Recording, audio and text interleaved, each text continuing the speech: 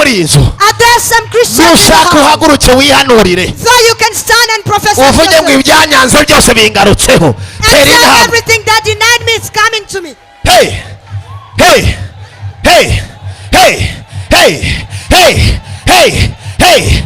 Hari indi misozi ibiri Imana imbwiye ngo yimuye. Hari indi misozi ibiri Imana imbwiye ngo yimuye. I'm telling you that there are two mountains. Imana yimuye umusozi wo gukenyuka. The mountain of premature death. Mu bantu bari hano. Among the people in the house. Iminsi yawe. Your life. Izaba myinshi kwisi. Will be more on the earth. Umusozi wa karindwi isorejo. The seventh mountain I conclude. Vuga ngo umusozi w'amarozi urimutse. Says the mountain of poison sheep. Ngiye mwiyerekwa. I'm going in a vision. Bona hari ibintu biri gushi wanyu mu gace kiwa. Prophet JeanPaul Kayondo. Hallelujah. Somebody say hey. Somebody say ah. Somebody say wow. Wow. Jesus Christ. What an evening in the presence of God. Pastor, we love you. We celebrate you together with your wife. Pastor, and I love the green color. It's so amazing. And the way you have just matched. These people are jealous. If you're not jealous, you're going to clap your hands. Praise the Lord. I love what God is doing here. It's been quite a time. I was not around.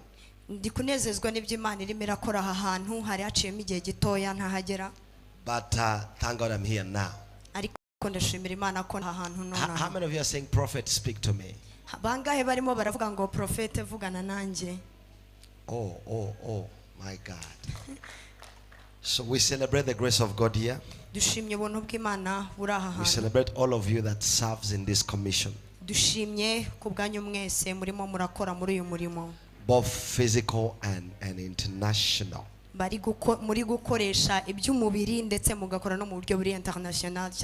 L'Éternel vous bénisse.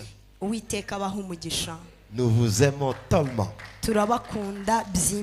Et nous respectons la grâce de l'Éternel qui est au-dessus de l'homme de Dieu dans la maison.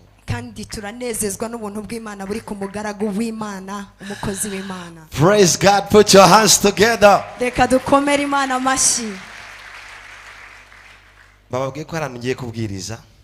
have told I am not here for preaching. They have told you that I'm going to preach somewhere. I am coming back. So today, I'm here to tell you that I'm coming back. On Thursday will be fire. Somebody say fire. Praise the Lord. God is going to be touching you. I'm telling you. God is going to be touching you in an amazing Amen. way. Amen. Hi. But I want you to turn and tell your neighbor that I love you. That I love you. You are beautiful or handsome. Amen. Amen. We love you people on Zoom in the name of Jesus. For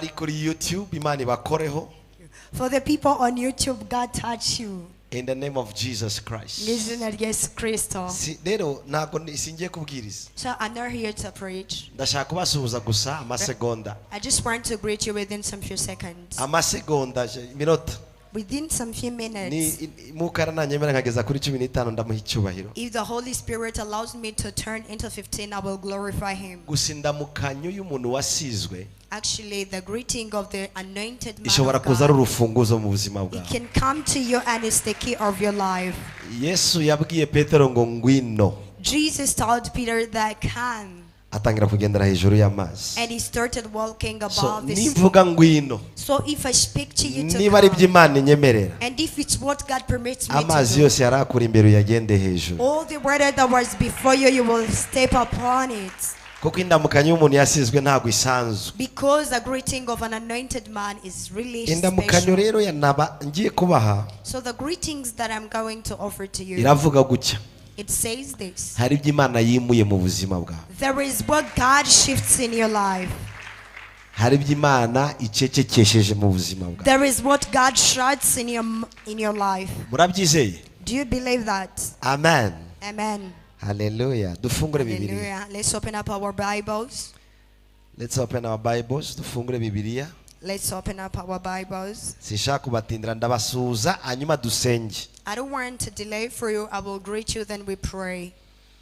Turasoma Yesaya. We are reading in the book of Isaiah 41. 41. Umurongo wa mbere wonyine. On one only. Isaiah chapter 41 verse 1. Isaiah ibice 41 umurongo wa mbere. Isaïe chapitre 41 verset 1. Yesaya igice cya 41 umurongo wa mbere. Mwahageze? Are you there? Muziko ngunda gusomera hamwe n'itorero risomwa. You know how much I like praying together with the church which is active. Worship team, I love you. Worship team ndabakunda. Where is MBERE and Kefa? Niba hari? MBERE na Kefa bagiye. Ntago baje munsi. They didn't attend today. today. They have missed something. Tell them that babwire ko hari icyo babuze. Okay, ndashaka ko dusomera hamwe. So I need us to read together. Are you ready? Muriteguye? Are you ready? Rimwe kabiri gatatu. 1 2 3. Mwabigwamwe nimugire gute? Abanyamahanga basubiremo imbaraga sha bigire hafi bavuge maze duterane tuburane. Okay, tongere dusubiremo rimwe kabiri gatatu. Let's repeat 1 2 3.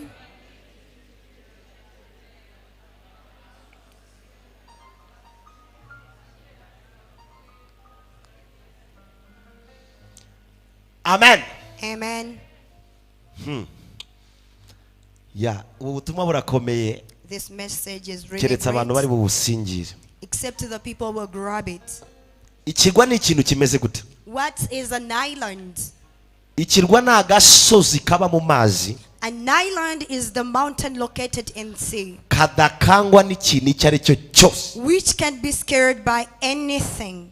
Aho kantu mwagafashe. I think you got the point. Iyo umuyaga uhushe Whenever the wind comes, hakaza imiraba and it comes the waves, n'inyamaswa zo mu shamba and zo mu even mazi, the animals in water, ntago bijya bikanga kagwa. it cannot shake us an island. Mwabyumvise? Did you got the point? The island cannot be shaken by the wind and the storm. Akarwa ntabwo kakwangwa n'umuraba cyangwa n'umuyaga. Ikindi kintu kigaragaza kagwa, Another thing that characterizes the island, ibinyejana byose bibayeho birakabona. all the centuries that exist, they come to see it. Hello, Hello. mu Rwanda tugira kagwa. Do we have here in Rwanda an island? Hallelujah. Hallelujah. Uzanye umwami wa mbere w'u Rwanda yarakabonye. If you can bring the first king of Rwanda, saw it. Uwakurikiye yarakabonye. And the next have seen it. N'abandi. Even others.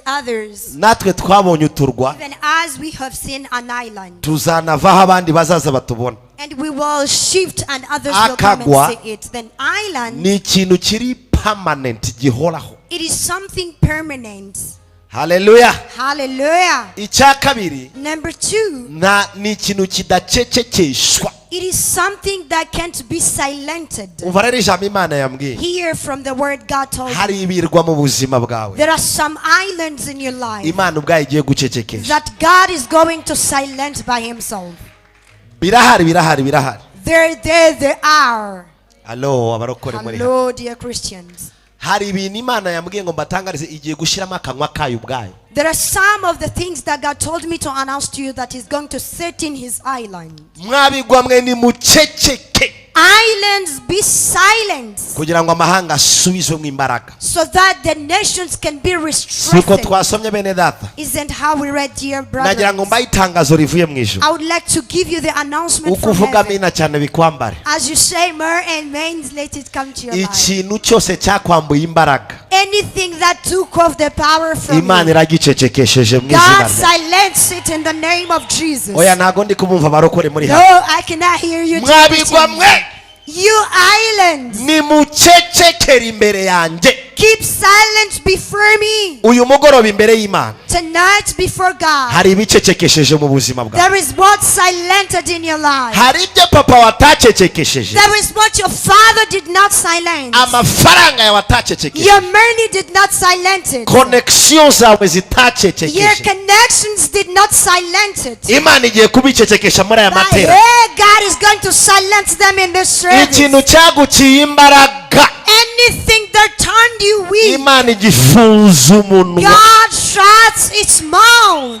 Abanyamahanga bagiye gusubizwamo imbaraga. The Gentiles are going to be strengthened. Reka ndebe abantu bagiye gusubizwamo imbaraga muri Let me biganza. see people who are going to be strengthened in Reka the mbona abantu house. bagiye gusubizwamo imbaraga. Let me see the people who are going to be renewed in the house. Yesaya yarahanuye Isaiah prophesied 40:29 40:29 kugeza kuri 31 up to 31. aravuga ngo intege abamaze kurambirwa. He says he renewed the people who are becoming tired. Abamaze guca intege irabakomeza. All those who become weak, he renewed them. Abasore n'imigenda bazacogora. Young men will get tired. Ariko abategereje But Uwiteka he who are waiting for the Lord, bazasubizwamo they imbaraga. shall be renewed. Bazagenda be gucogora. They shall fly and never be weak. Bazasubizwamo imbaraga. They shall be strengthened. Bazatumbagira nk'ibizu. They will fly like eagles. Hari abantu barindwi hano There are 7 people in the mwakiriye house. imbaraga zibatumbagiza. You receive the power to make you Ibi fly. ntabwo ari iby'abanyedini. This is not religious. Ndavugana n'abantu bake uzana Satani yaguciye intege. I am speaking to few people and you know where Usubijwemo Satan weakens imbaraga you. mu izina But ryayo. you are strengthened in the name of Jesus. Uvuga ngo nakiriye imbaraga mu buzima bwawe. Say, I receive power in my life. Kora ku muntu ukwegera umubwire ngo hari ahantu Imana iguhaye imbaraga. Touch Professor. on your neighbor and tell him that there is where God renews you. Mubwire ngo hari ibyo Imana ikoze. Speak to your neighbor that there's something that God does. Yobu 9:5-6. Job 9:5-6. Iri jambo rifate gutya. Yobu 9:5-6. Job 9:5-6. Yobu mwahageze? Are you there in the book of Job? Igice cya 9 umurongo wa 5 n'uwa 6. Chapter 9 verse Job 5 and chapter 6. 9 verse 5-6. Job chapitre 9 verset 5-6. Yobu bice 9 umurongo wa 5. Rimwe kabiri gatatu. Let's go. Yimura imisozi itagize gute? Ikayubika n'iki? Itigisa isi ikayikura hayo n'inkingi zayo zikanyeganyega.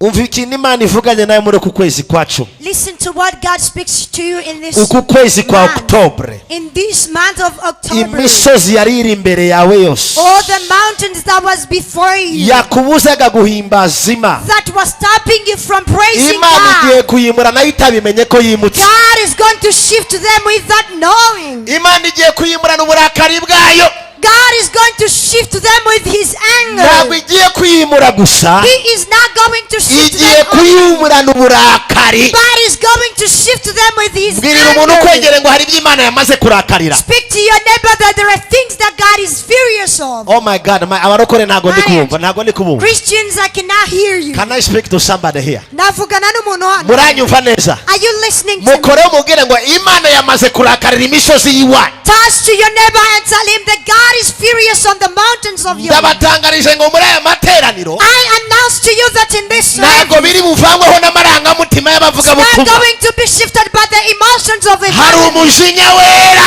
There is the holy wrath, w'Imana yaguhamagaye. the holy wrath of the God who Wamaze calls. gusura imisozi yiwanyu. It has already visited your mountains. Imisozi y'amadeni. The mountains of love, Imisozi ya the kanseri. mountains of cancer, Imisozi yo kunyagwa. the mountains of sin, Imisozi ya the diyabete. mountain of diabetes. Irimutse mu It is izina now rya Yesu. shifted in the name of Jesus. Ababyizeye ko yimuwe nibakomera Imana mu mashyi. Let's applaud if we do believe that is shifted. Ibintu byose ndi kuvuga hano, All the things I'm speaking here. bamwe turagera kwa mbere ku cyumweru mufite ubuhamya. Some will get on Sunday having Abandi ni kuwa testimony. gatanu turaba turiha. Others, it's on Friday we will be here. Sinzi ikintu cyari gihagaze imbere ya. I don't know something that was standing before Yimura you. imisozi itabimenye. He shifts the mountain and doesn't know. Byaje ubireba. It came while he was Ariko sleeping. igihe bizagendera ntuzabibona. But the day it will go, you won't see it. Mbega abarokore bari hano. What are Christians in the ndavuze ngo house? byaje ubirebesha amaso I said it's come and he was seeing ariko me, izabyimura but he will shift them. n'uwabishyizeho atazi impamvu byavuye And the one who set them out to realize it. uwo murozi yarakuroze The witch doctor was crafted on it. biragufata And it worked in ariko your kuko life. imana ibyimuranye But uburakari because God shifts them with his rod. Oh my God. ntabwo mbumva abarokore I cannot hear from you, ayo Christian. marozi azakurekura The poison shall iyo release you. ndwara irakurekura The illness will release you. n'umudayimoni wayizanye Even the demon who brought n'umurozi them. wayizanye Even the witch doctor brought them. bizamuca mu maso It will pass through their yimura eyes. imisozi He itabimenye shifts the mountains without knowing. reka mbabwire Let me speak to you. imana itangaje itangazo hano Here the Lord announced to you hari imisozi itanu yimutse that there are 5 mountains which shift. umusozi wa mbere imana yimuye The first mountain that God ni shifts. igicaniro cy'iwanyu cyagusubizaga hasi It is the altar of your family that was taking you down. abarokore mumende mikoro give me another microphone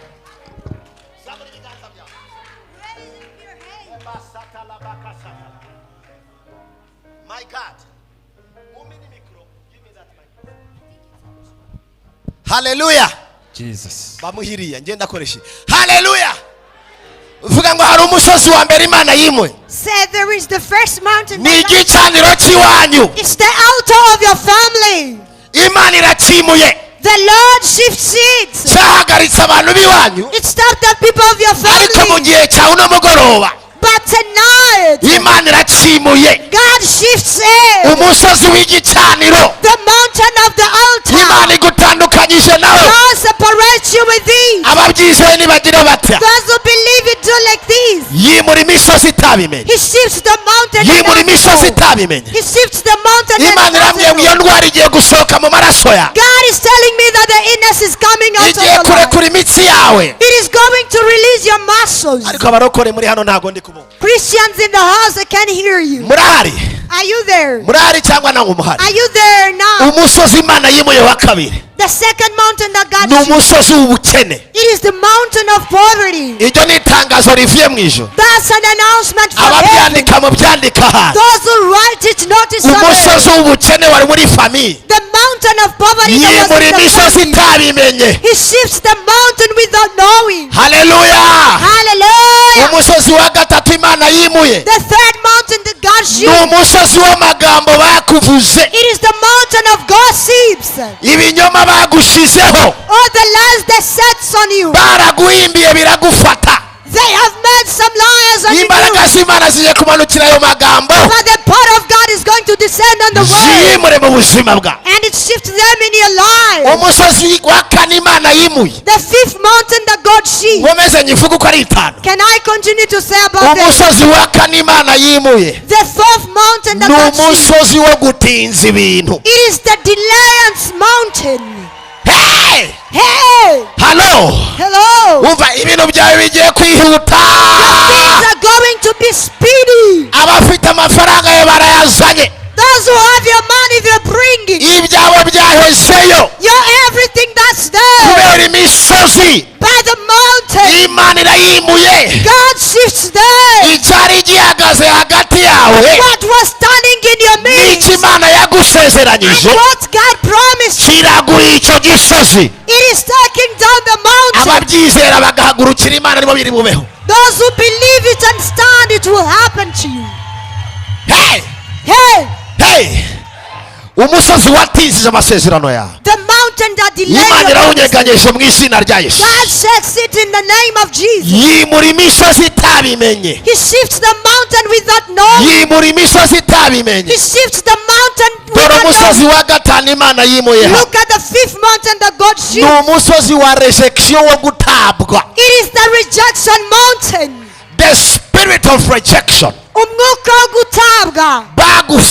bakujugunyiye ikintu They have rejected to you something. gituma abantu bakakugiriye neza baguhunga And it caused people should do good for you going away. ndakurahiye imana ya isiraheli I swear to you, abizeye ubuhanuzi ntibashaka ba babiri gusa the people believe in a prophet that can be true. icyakwanze cyose Anything that rejected kigiye you, kuza kigushaka it is going to come by location.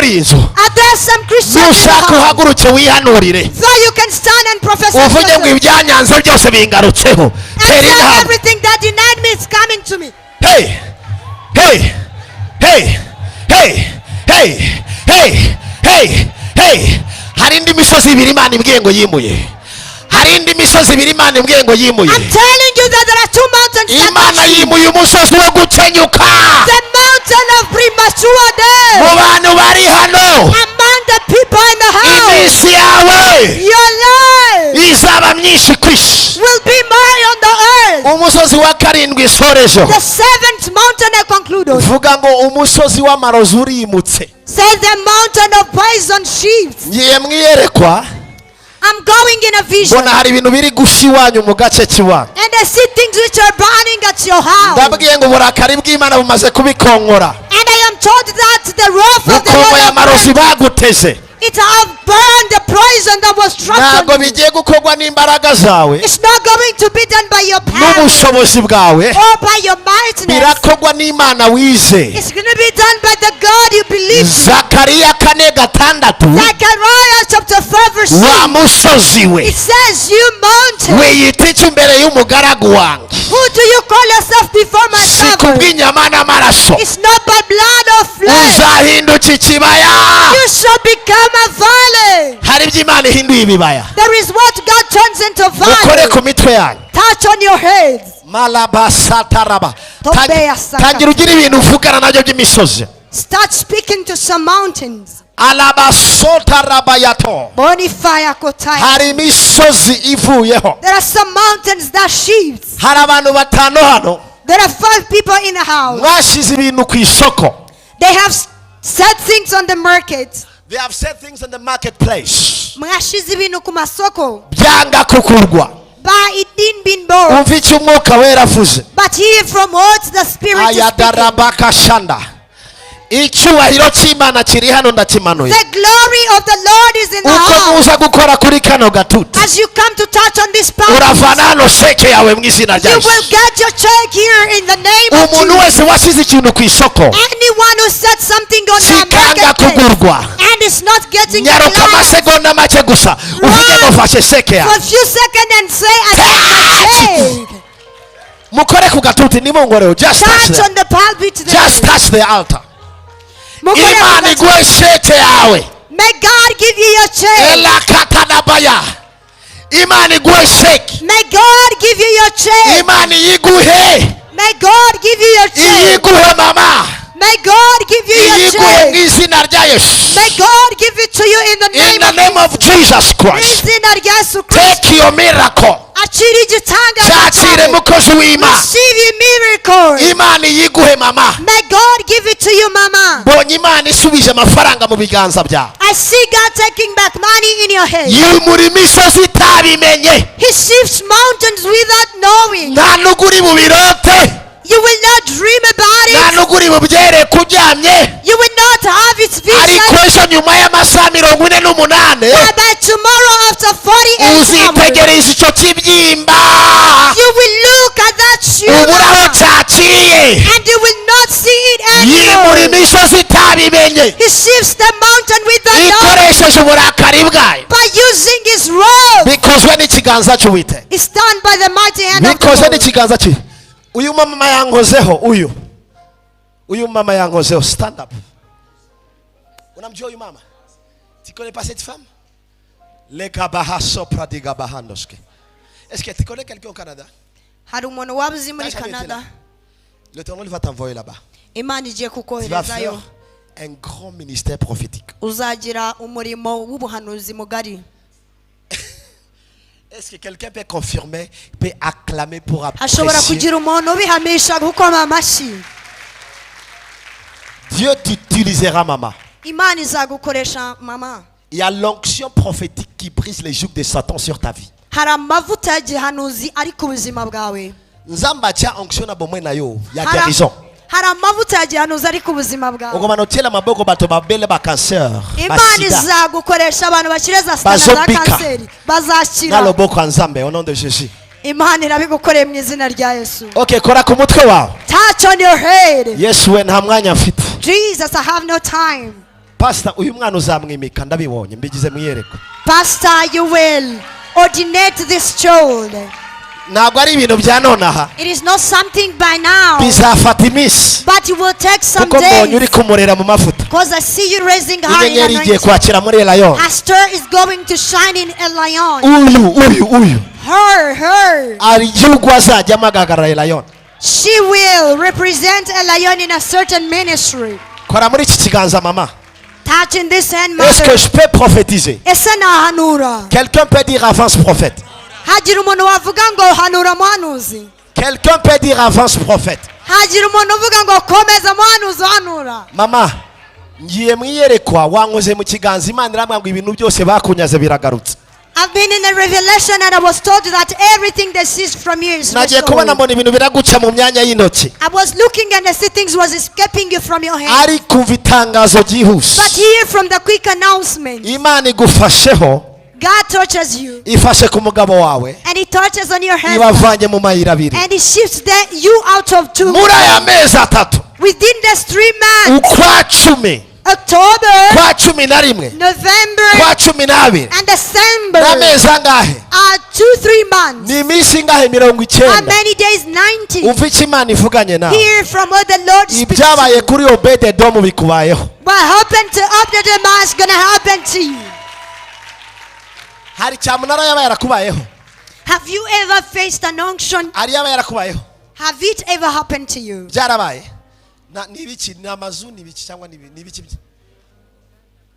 Hari uruganda bateje. Muvuge ngo imbaraga zigarura ibyo twanyaze ziri hano. Say power that restores everything. that was- Imana iraguhembuye.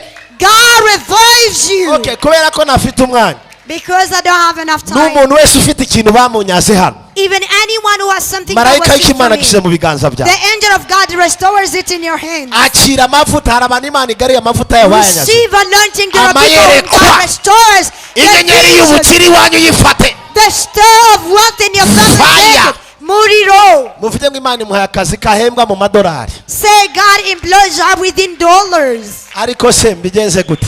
What can I do? Man of God, evangelist. Mushumba uyu mugabo ni wavuze ko aramuvuga butumwa. Ariko Imana irirahiye ngo azakora nka Paulo. You said that Azajya aba he's ku an gicaniro. evangelist. Ariko azagira company ya VIP Cadilla. Amamodoka y'ama VIP. But God says that he will work Kandi ari ku with power. gicaniro. And he will be making. Mbonye sheki ze mu biganza byawe. I see the check coming in your Mushumba hand. mukoreho. Touch him. Balala satabaya. Ko bikomeye. Buri wese nakore ku mutwe we. Let everyone touch on his head. Uvuga ngo abafite ibyanjye binzamura. Say everyone who have something should take me Nibize mu high. izina rya Yesu. Let it come to me in the Uvuga name ngo of abafite ibyanjye Jesus. baraza. Say those who possess my Mbonye Imana everything ishyira that igishoro I kinini mu biganza byawe. I see God setting Reka a big ngusinyire capital in sheke. your hand. Let me send for you. Do wa mama we mbonye miliyoni 500 z'u Rwanda muri bino biganza. I see 500 Ugiye kujya million. wubaka imidugudu. You are going to be building the real estates. Kandi ngo nubwo uri umwinginzi And even though you are an intercessor ukaba n'umukozi w'Imana, and you are the son nawe of wakiriye God, igishoro gifata. you receive now a capital. Abakeneye igishoro nibagire gutya. Who are those who need a capital? La basata barada kela basanda.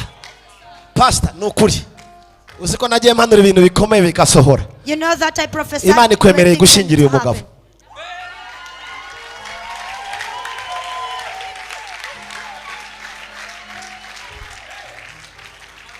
Ndi mu mwuka I'm in the simbikoresheje spirit. amarangamutima. I'm not used by emotion. Bibaye mu kanya ko kuguhumbya. It happens within a very short time. Tik tak. Tick Ariko se tock. abantu muri hano Imana ibahuze n'abantu banyu. Hey, the people in the house, may God connect you with your people. Tubaconnecte cyangwa tubireke. Can we connect you or Uvuga not? ngo prophetic connection. Say prophetic connection. Prophetic connection. Say prophetic connection. Prophetic connection. Say prophetic Are you connection. ready? Are you ready? Uriteguye. Hey! Hey! Hey! Hey! Hey! Hey! Hey! Imana itisubiyeho. Yamaze kureba ikintu wagambiriye gukora muri Leone. Hari ikintu Imana yagushize ku mutima. Ni ikintu kibanga nturakibwira pastor. Icyo kintu kirahari. Kirahari. Kuba icyo kintu gihari kandi ikintu kijyanye n'amafaranga. Imana irambwiye ngo iremeye ko bigiye kitarenze ibyumweru bitatu ugira miliyari 5 kuri konti yawe. Shala. Zelebebebebe yakata. Hey. Hey. Hey. Homme de Dieu. Nzamba zome maona États-Unis. Tu vas faire un contrat là-bas aux États-Unis. Dieu te donnera la faveur avec un grand homme d'affaires. Par la main de l'Éternel. Tu vas commencer à toucher dans les mains des nobles de ce monde. Tu sais qui était l'intercesseur? Bana osambela mingi. Zamba cha bilongo na kata motema nayo. Hey! Hey! Jiragu chifujanga mafuta ndayachiri. Shalabaka. Mon Dieu, I don't have to. Est-ce que je peux avancer? Quelqu'un peut dire avance prophète. Can I prophesy? Can I prophesy? Daliko paradise bas. Thank you, man of God. Can I go deeper? No, ibingiye kukubwira biri prophetic. Hari umuntu waba ufite muri Canada ufite inzu hafi Nyarutarama. Uramufite? Zela kapala katalido. Se kapata labada. Uvuchini mani koza. Iramwe ngugenda umuha makuru ngimongere imyaka yo kubaho. Elle vivra longtemps. Agiye kurama. Satani yaramaze gusaba famiye yanyu. Ndakubwiza ukuri. Harabo yaragiye kuzajya ateza za kishida zidasobanutse. Imitwe idakira abantu bakaryama ntibabyuke. Imana irabwiye ngo ibikishijemo akarongo. Playose ya Satani ku buzima bw'abantu bari hano. Imana yicishijemo iki? Mushumba, uyu ni umuvuga butumwa n'umwana we ndabizi. Nzi naho akora. Ariko none Imana iramwiye ngo mbihindure imutwaye muri UN. Kugira ngo umenye ko Imana yabivugiye hano hano. Azaza atanga ubuhamya. Uvuga ngo agiye gukorana n'ikigo kiri international. International. Ariko abantu Imana yasezeranye international bari hano. Murahari. Ibirere biri international murahari. Murahari Imana birekure. Are you there for God to release international spheres? Nago mbabona. I can't see you. Imana isinye za contrat international hano. God signs international contracts. Mama Oliva abana bawe niba uri hano materaniro. Wino kore muri kino kiganza. Come and touch in my hand. Because when ikiganza cy'Uwiteka. We stand by the mighty hand of the Lord. Mu minsi 14 gusa. Within 14 days. Yaba wowe. Yaba mu rugo rwawe. Yaba mu bana bawe. Mwakiriye ubuhama busha. Hallelujah. Aha, zamura ikiganza. Vuga ngo Mwuka Wera. Say Holy Spirit. Hindura ubuzima bwanjye. Change my life. Kubw'imbaraga z'Umwuka Wera. By the power of the Holy Spirit. Abantu bari kuri Zoom. People on Zoom. Mu batunga ibiganza hari abantu batanu batabawe kuri Zoom. Take your hands on them, 5 of them are restored. Malatate payala. Hallelujah. Odete igihe cyawe kirageze. Odette, it's your season. Umwuka wo kwinginga ugiye kukwambara cyane. The spirit of intercession. Murinda habi epiphany. Murinda habi epiphany. Inzu ya etaje Imana yagusezeranyije yakire mu izina ryayo. Receive the eternal house that God promised you. Kanyana Esther. Kanyana Esther. Take your miracle. Ashiri gitangaza cyawe. Mana mbonye marayika ari kuri bitangaza hano. I see the angel of God releasing miracles. Dore ikintu mbonye kidasanzwe. Look at uhawe imfunguzo zifungura imiryango yaraniranye. You are given the keys that open the shining doors. Sandra come. Sandra come. Mushumba, this lady uyitwa Sandra. Is called Sandra. Sandra turaziranye aba Dubai. I know her. She lives at Dubai. Urachari Dubai. My God, uzasubiraho ryari? When are you going back? Mu kwa 10. In November. So do you have any business you are doing here?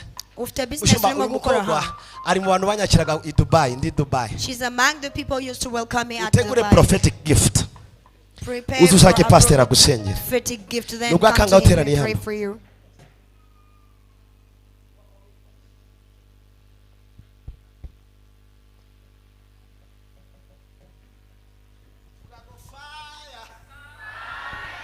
Hey.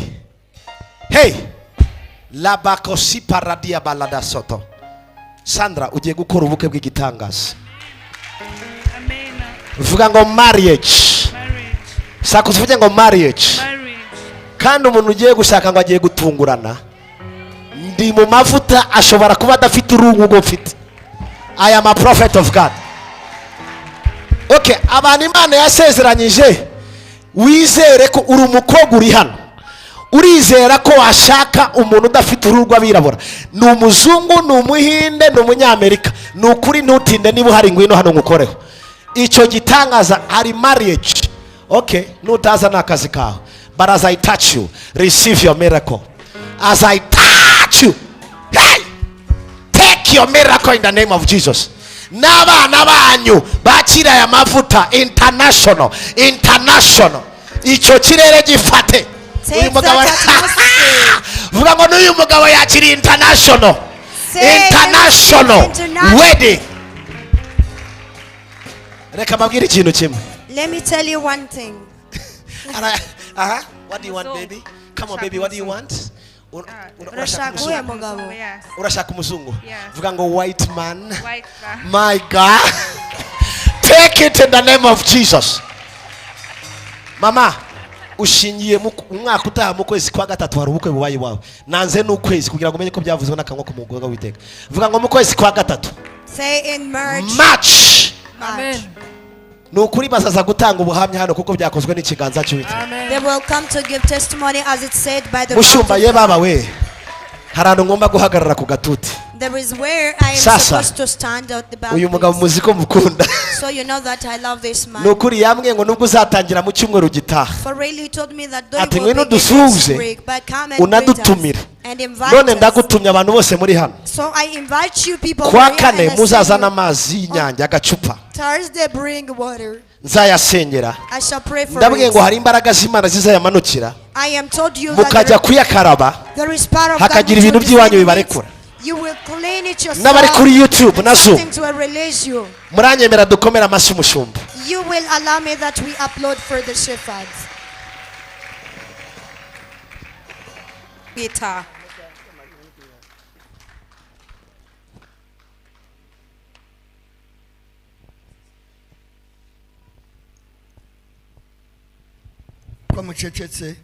Were you quiet? Hano harutaye intuza akakanwa komeze hose. Komera Yesu mashi mu izina rya Yesu. Lord to Jesus in the name of the Lord. Ntago byoroshye. It's not easy. Urakoze tayi française. Yesu aguha umugisha. Amen. Akira ini yandi. Gakure biranjene. Komera Yesu mashi mu izina rya Yesu. Upload to Jesus in the name of the Lord. Ndabanza gushima Imana. I will first thank God. Kandi mbiseguraho. And I excuse myself. Ntago byoroshye kuvuga imbere y'abahanuzi. It's not easy to say before prophets. Nyuma yabo bamaze kuvuga. After they say something. Ibyo mba mvuga bumva batabyumva neza. What I say they don't digest it well. Kuko kamere y'abantu bakunda kubwirwa ngo Imana iravuze. Because in the nature of man they like to be told that God says. And I too I love it. Naje nkunda kumubwira kumwe Imana ngo irambwiye. And I too I like that they tell me that God itavuga ntabwo abari Imana. Actually the God who doesn't speak is now God. Turashima Imana rero kuri umugoroba. So we bless the Lord for today's evening. Impamvu Pastor Ernest amamagara nkaza. I have told you the reason why Pastor Ernest can call me and I come is my friend. Yubaha abakozi b'Imana. He respects the servant of God. Arabakunda. And he loves them. Arabubaha. He respects them. Kuko abantu bose baciya. Because all the people who pass here, Pastor basigara bamuvuga neza. they go all speaking positive about the pastor. That's something really important more than everything. Actually, if people speak about you positively, praise God for that. Because it's the first thing in God. Actually, to be said negativity about Christians, mostly the servants of God, you will encounter a problem. Because Jesus said that anywhere you shall go and they don't welcome you, shake the ash and leave them go out. You cannot shake the ash down.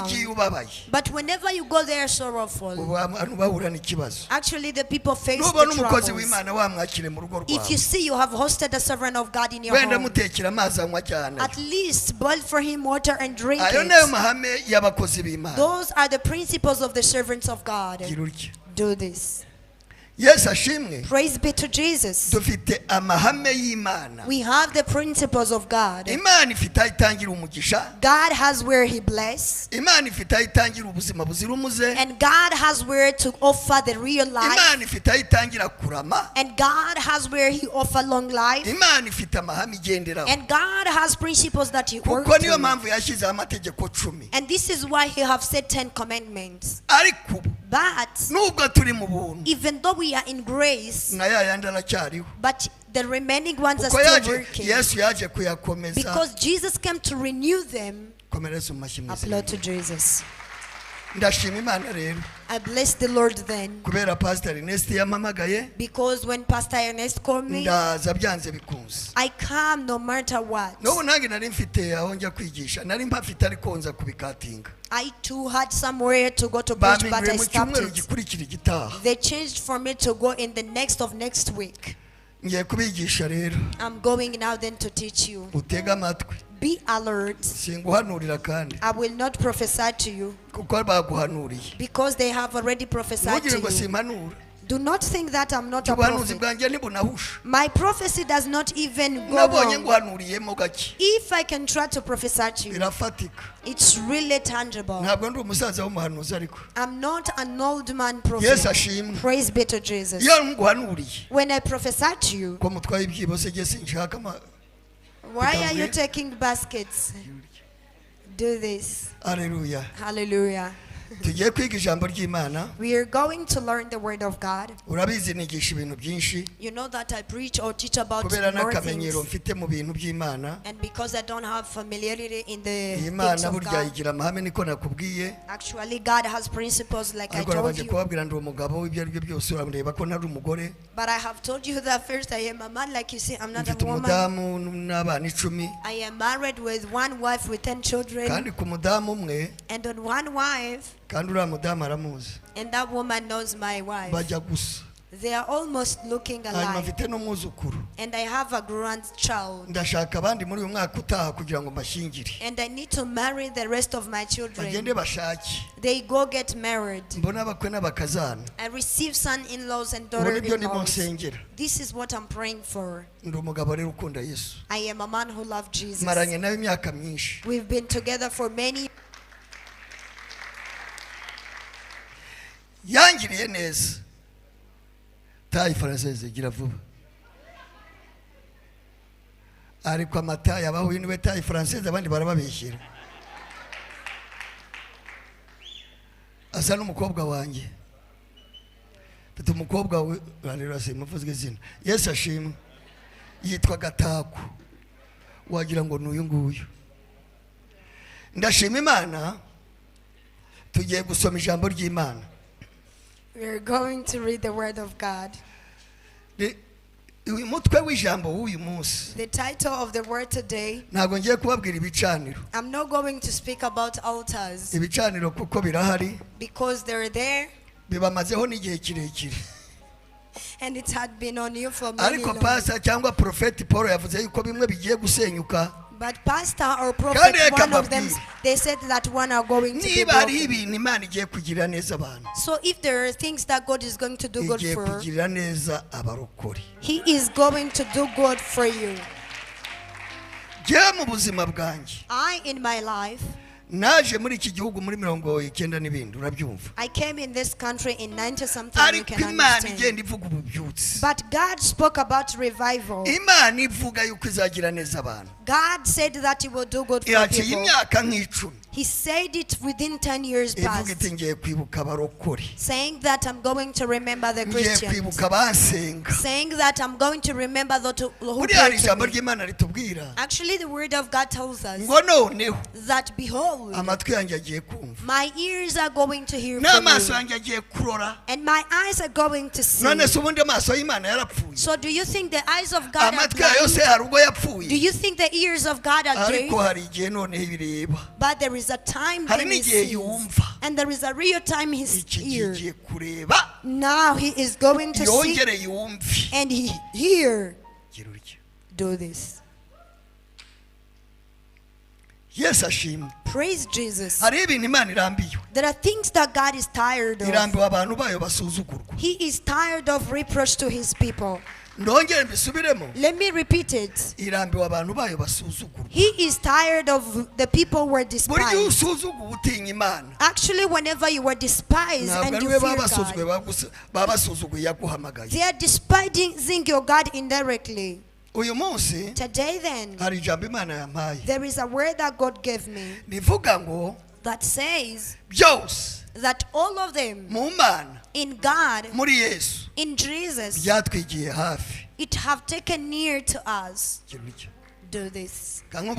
Let me tell you, there are people who are born looking at everything. Listen to me, let's go slowly. There are people who are born even though they can witchcraft, even though they can be witchcraft, even though they can steal, but their life remain constant. But after man encountered Jesus, these are 36 years. Things that didn't happen to your family, things that your grandfather did not possess,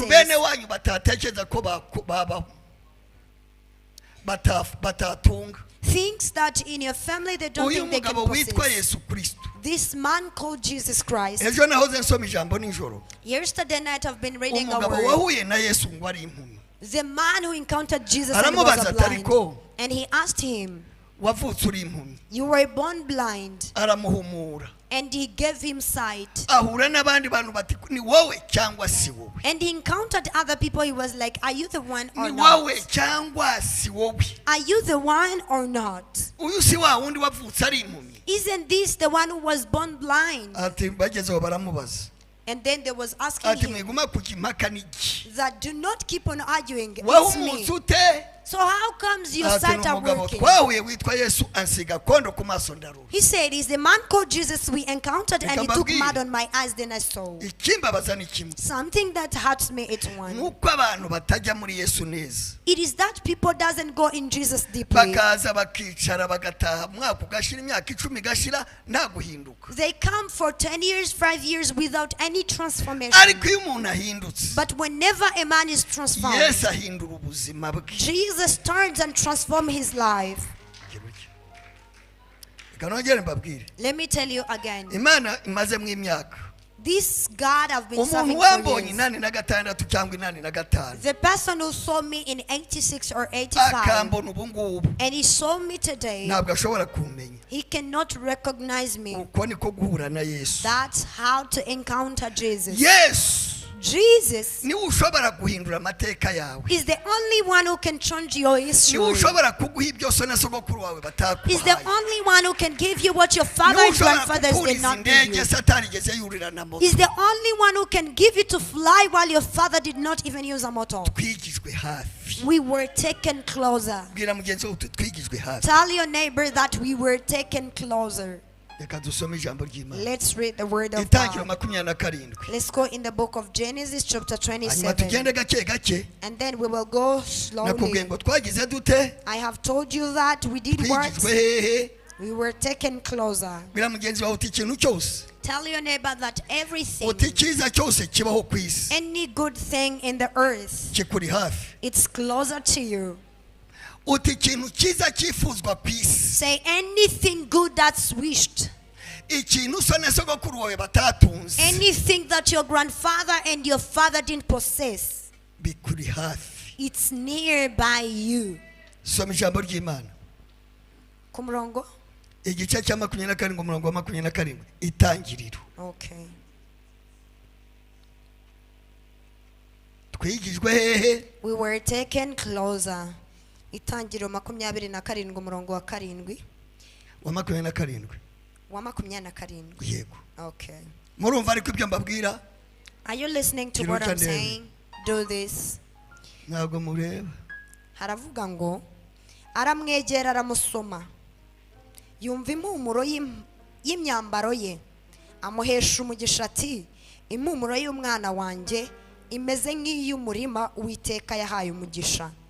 Nuko Imana iguhe ku kime kiva mu ijuru no ku mwero w'ubutaka n'imyaka y'impeke myinshi na vino nyinshi.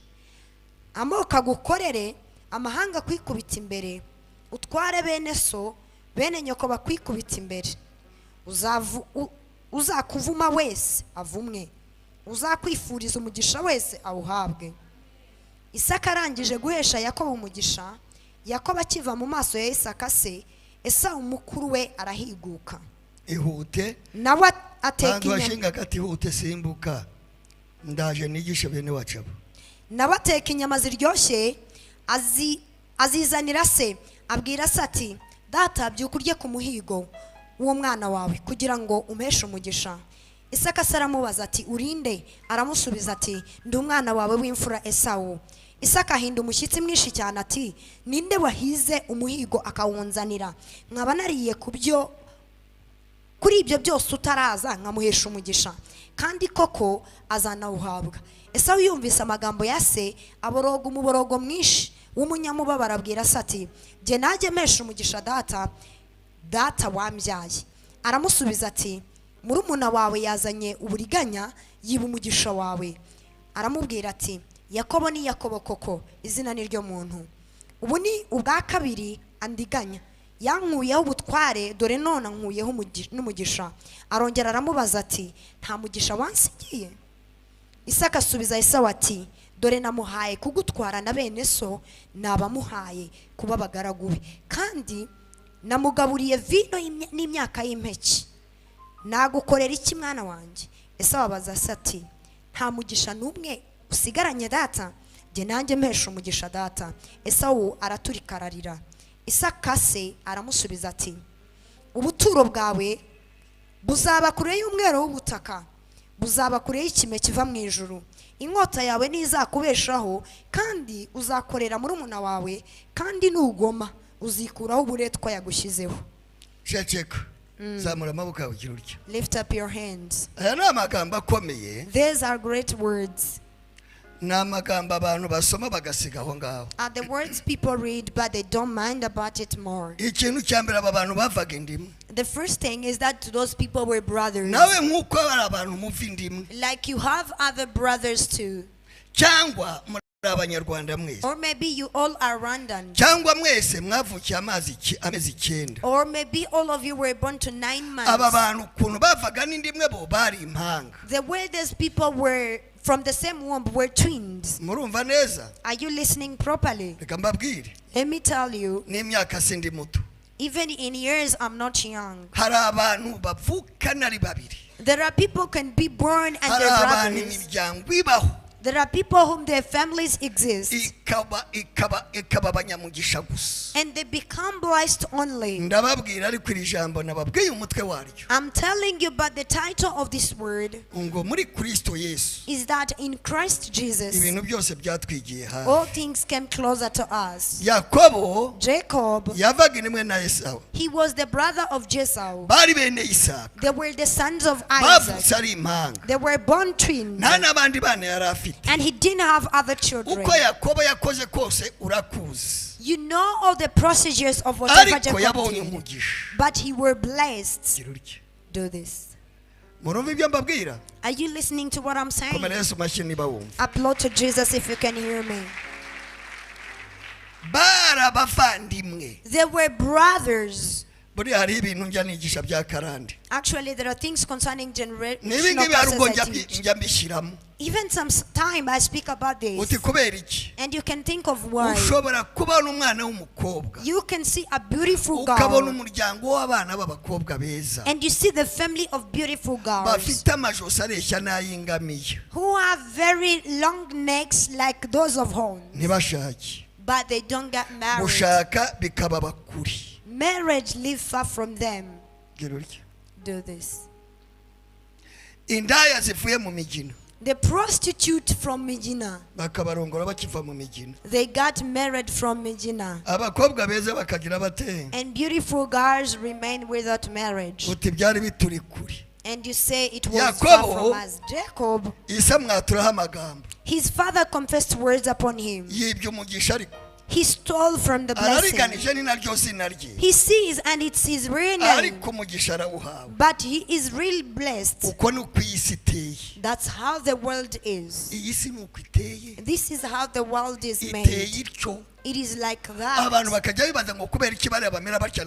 And the people think of why these people are like that.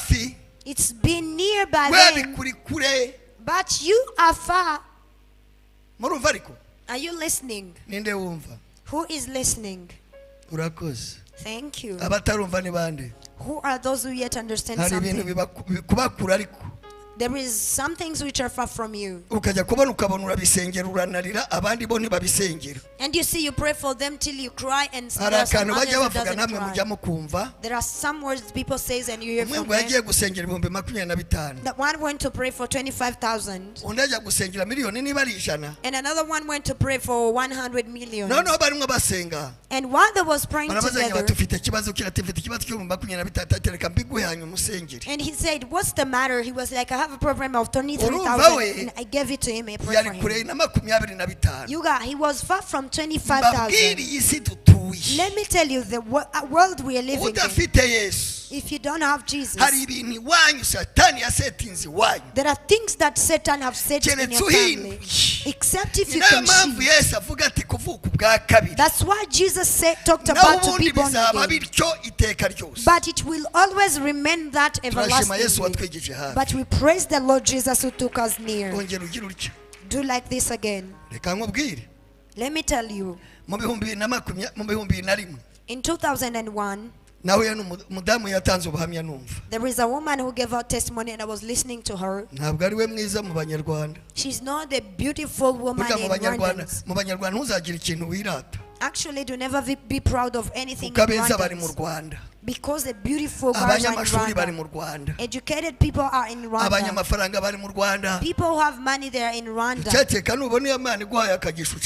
If you see God blesses you, be silent.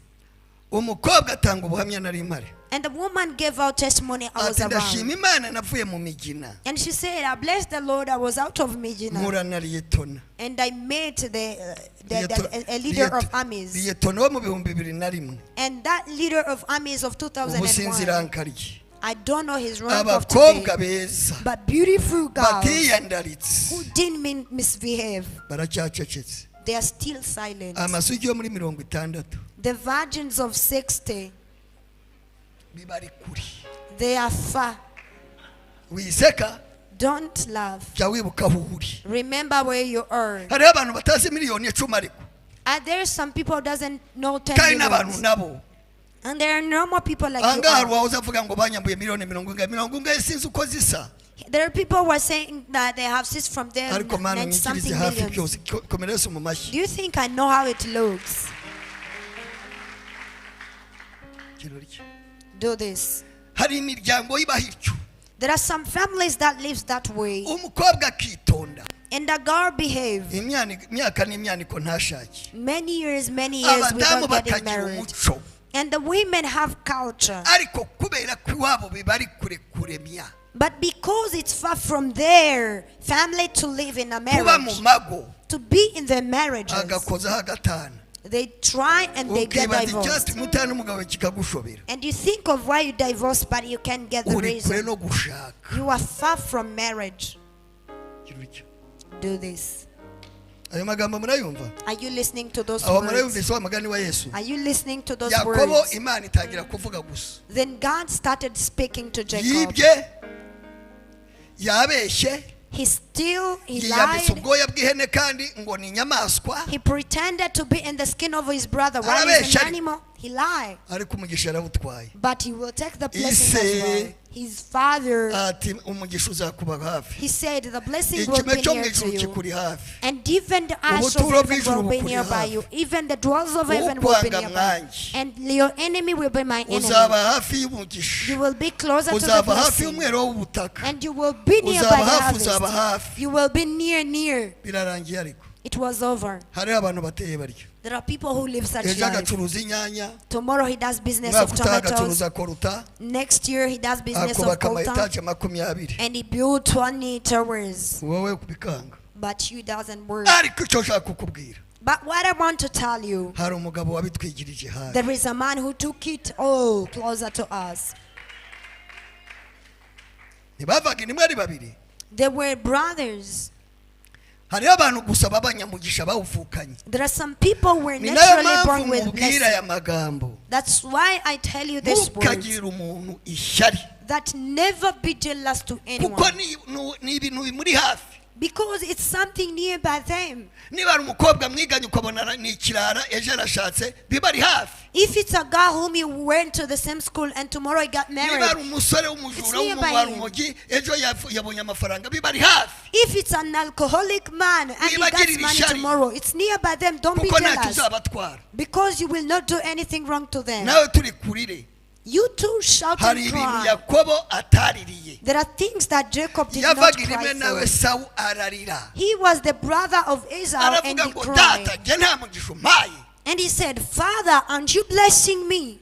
Ibyabaga hafi ya wa wundi yafuze murumuna we. What happened and what was closer to his brother?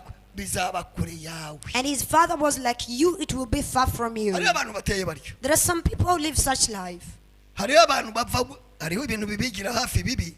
There are bad things that come closer to Ibyo them. ndagusaba kuri uyu mugoroba. But tonight I am requesting you Ubyirukane bikuveho. to chase them away from your life. Yes ashimwe. Praise be to Jesus. Hari umuntu uvuga ati wacu niturwara. There is one person who can say that we don't become sick at our family. We don't become sick. Ati tubaho gusa tugapfa gusa. We live till we die. Nigeze kwigisha kuri Prayer Mountain Kampala nagiye gusenga. I once preached there at Prayer Mountain and in Umugabo ati Kampala. nanakuzi ati wigeze no kutwigisha gasyata. And the man was like, I know you taught us at Atariko nta muntu Gasyata. w'iwacu ujya mu bitaro ngo agaruke. And he said, but no one of our family goes to the hospital and come back alive. Do Ni ibintu this. bibaba hafi. Are things that's always Indwara nearby them. urupfu rubaba hafi. Death is nearby them. Ibintu rwose biba hehe.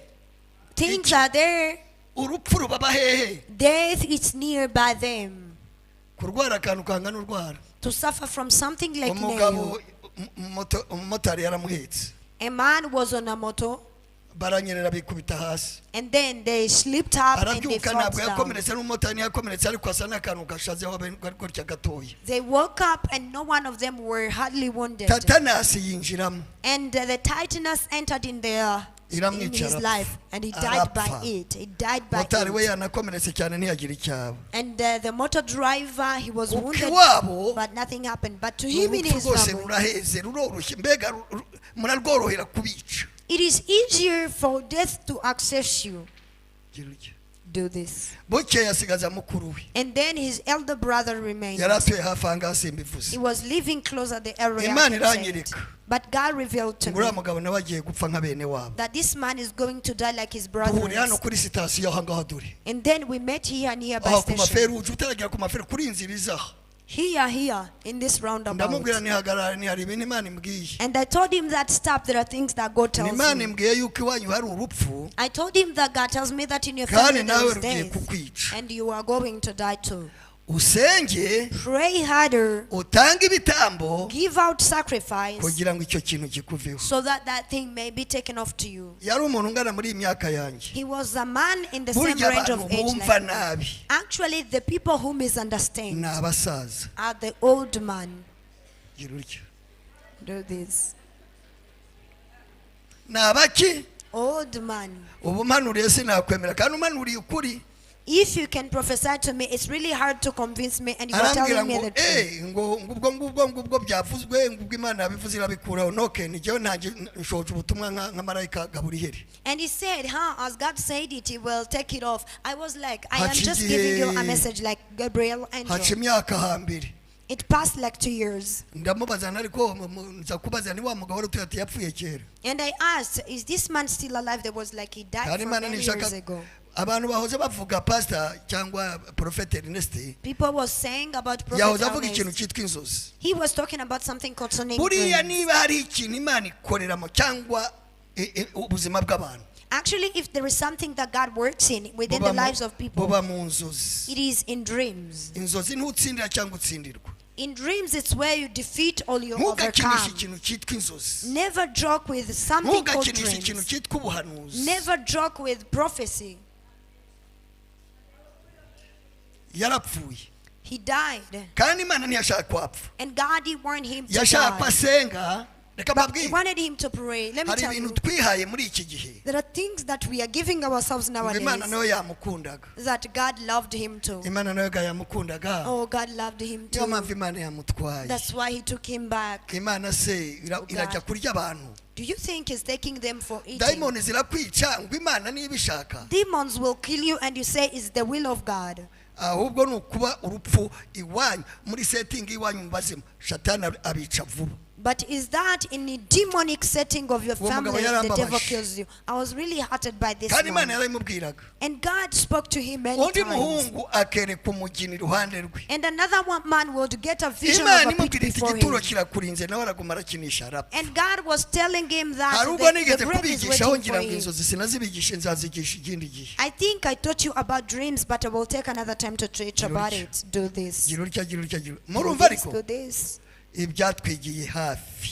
It was taken closer to hari us. ibituba kure. There is what far from ikintu us. kikuba hafi iwanyu ukabuzi uko reka nigeze kubabwira hanga narababwiye umuntu utarenze imyaka 85 ubukenyutse. I once told you that a man who yet complete 85 hari years or ibintu more, you biba are hafi mu prematurely dying. miryango ugasanga imiryango y'iwanyu nuko iteye ni ibintu bibari bireze. There are things that's in your life, in your family, you find Kandi this ari what bibi. happened.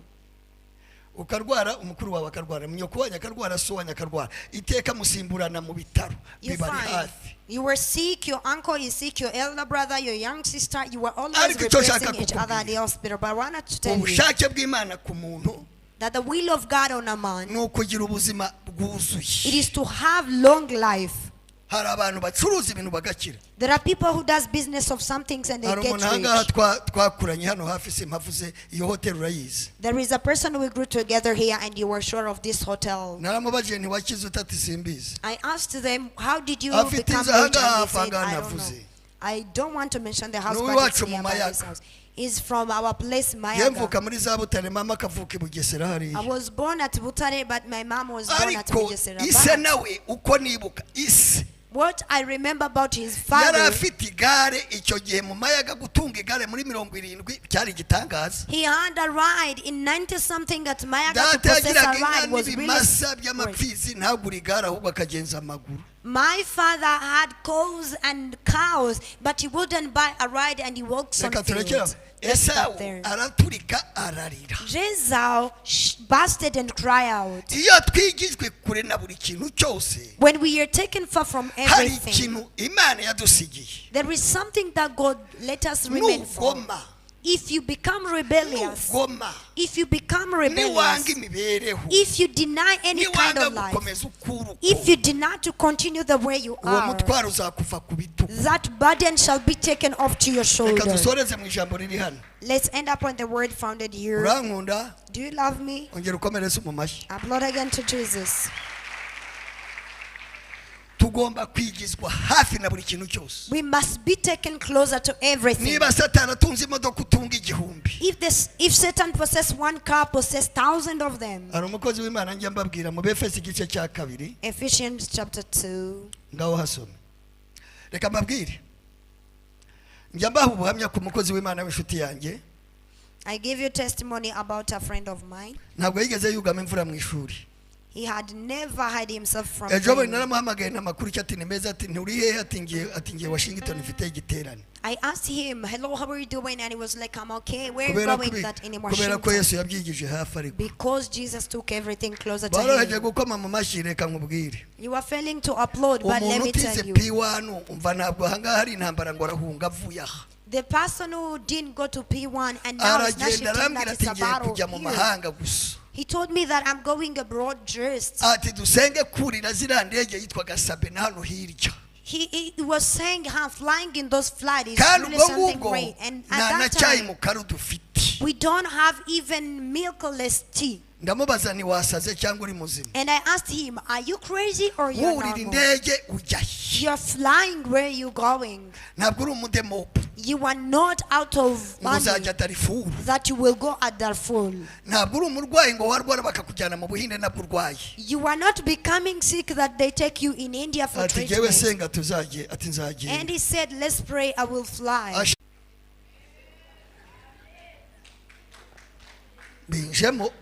It's coming in me.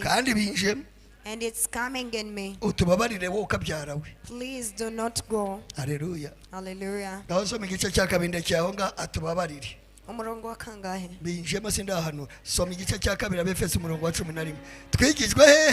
We were taken closer.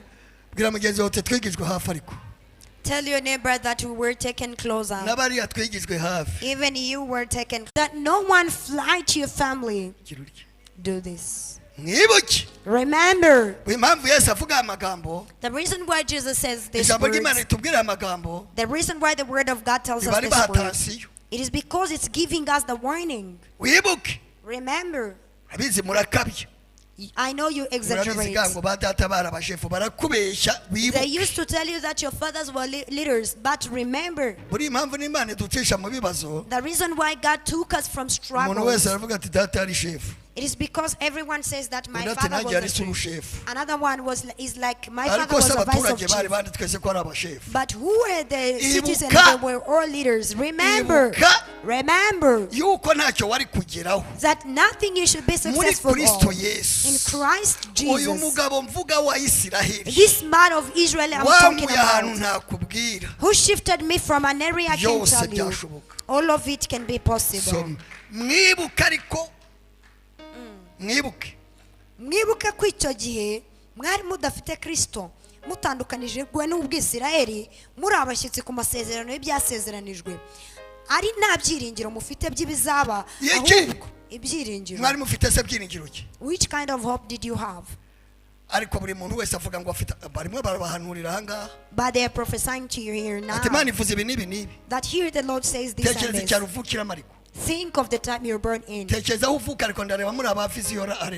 of where you were born, but I can see you are people of vision. But I am aware of where I was born. I reached in Kigali in 72. Walking on feet.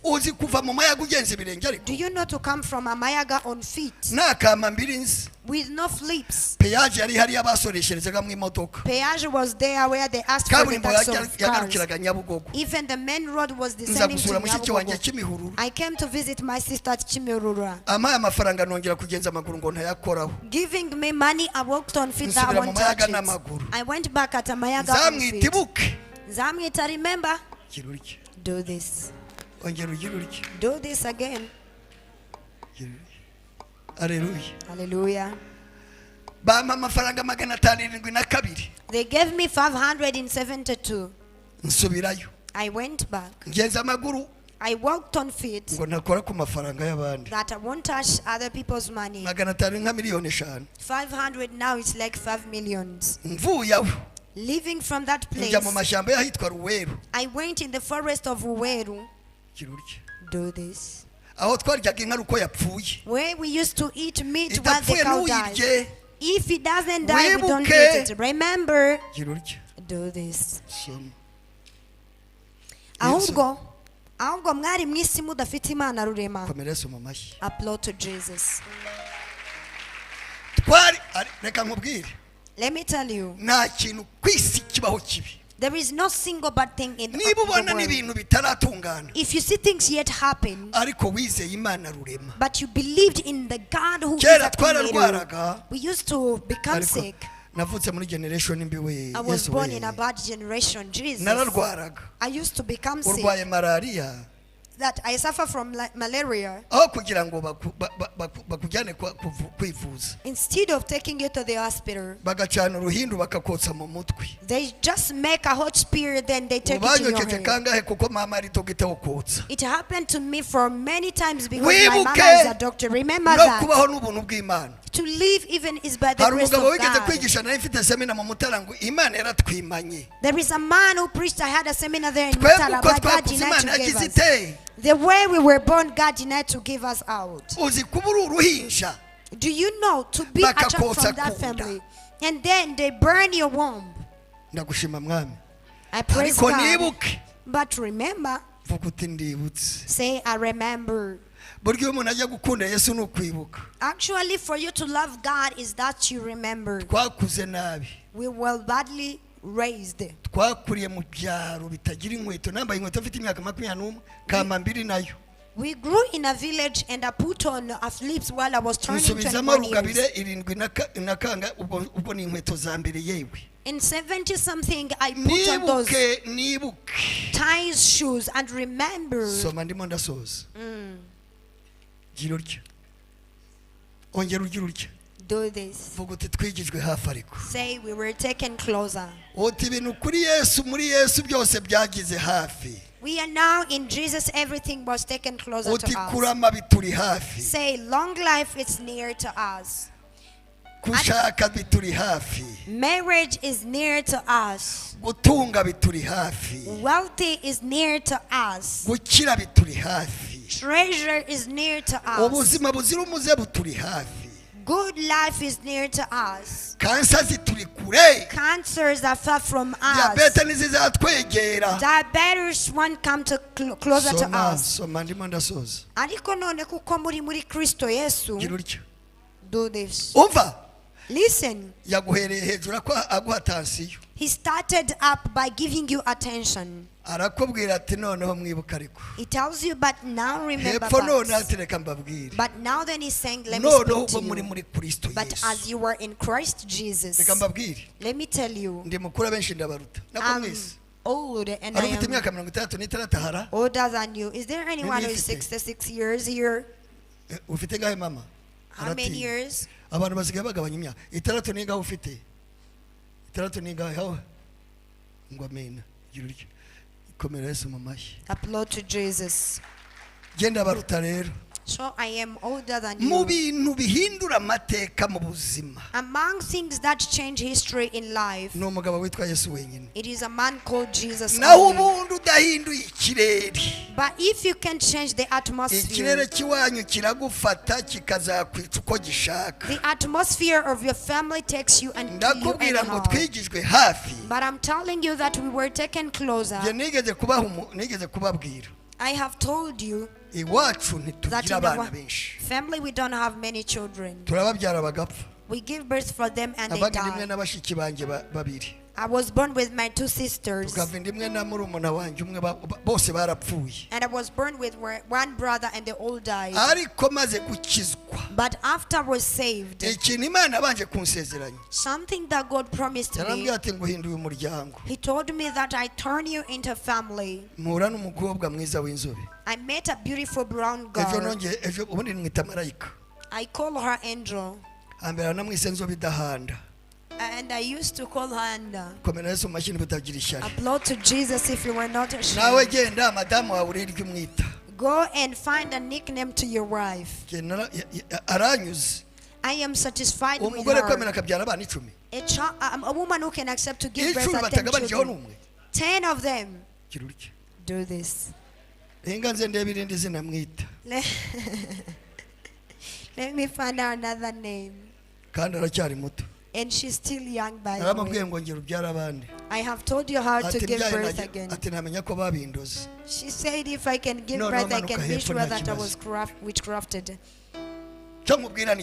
I'm telling you one thing. ari ukubyara byatwigiye hafi, To give birth came closer ari to umugisha us. watwigiye hafi, Blessings were closer to us. ari ubuzima buzira umuze buturi hafi, Good health were ari closer to ukujya us. mu ndege bituri hafi. Flying is closer to our Utagira lives. ishuri Yesu ntacyo yitaho, icyo yiteho ni ukumwizera. The one who is not educated, what God has Soma cared about ndashoje bambwiye is saa 12. believing in Him. Soma Ariko noneho kuko muri Kristo Yesu, gusa Ye- nta kindi gusa ni ukuba muri Kristo nde. it is to dwell in Christ Jesus. Nta kindi akubwira, nta kindi gusaba, ni ukuba muri we gusa. There is no any other thing that He requires you or He instructs you.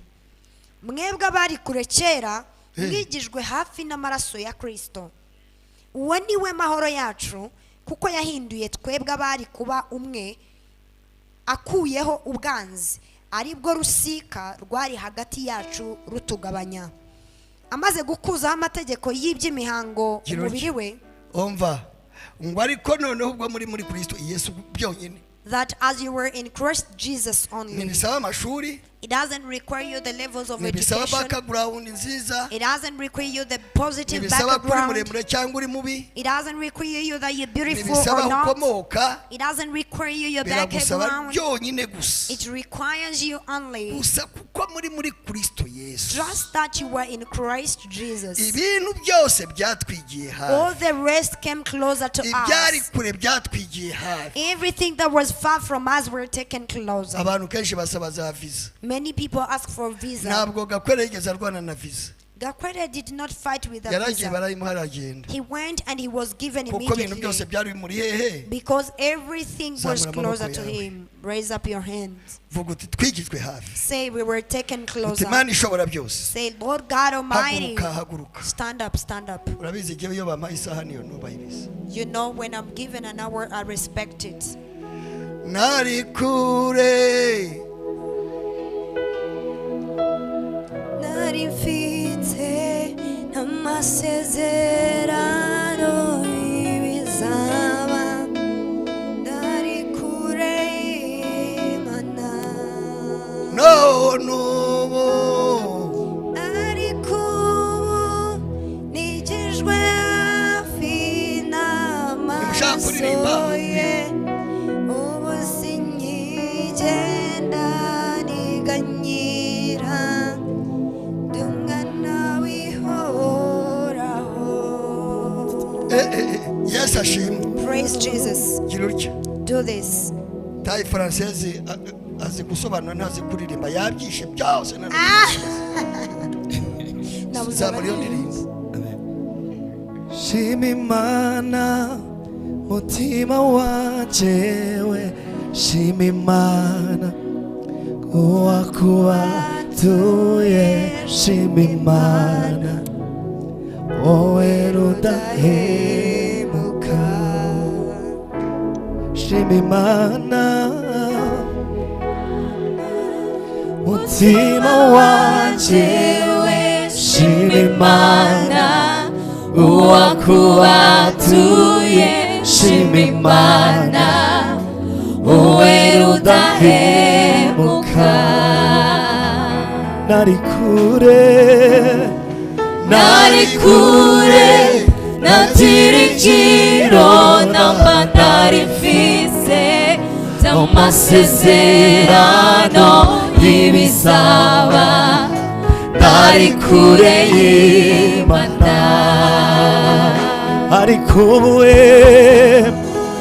Ariko ubu nigijwe hafi n'amaraso ye, ubu sinkigenda niganyira, ndi umwana w'ihoraho. Ariko ubu nigijwe hafi n'amaraso ye, ubu sinkigenda niganyira, umwana w'ihoraho. Yanguza amaraso ye, yanguza amaraso ye, arankunda bihambaye, uwo wera, uwo wera ndahinduka. dusoze Let's conclude. subiramo aya magambo Repeat after me the words. uguti Imana ishobora byose Say, God Almighty, ndumvise listening. hari ahantu navutse There is where I was born. hari uko nabayeho There is how I lived. byari kure It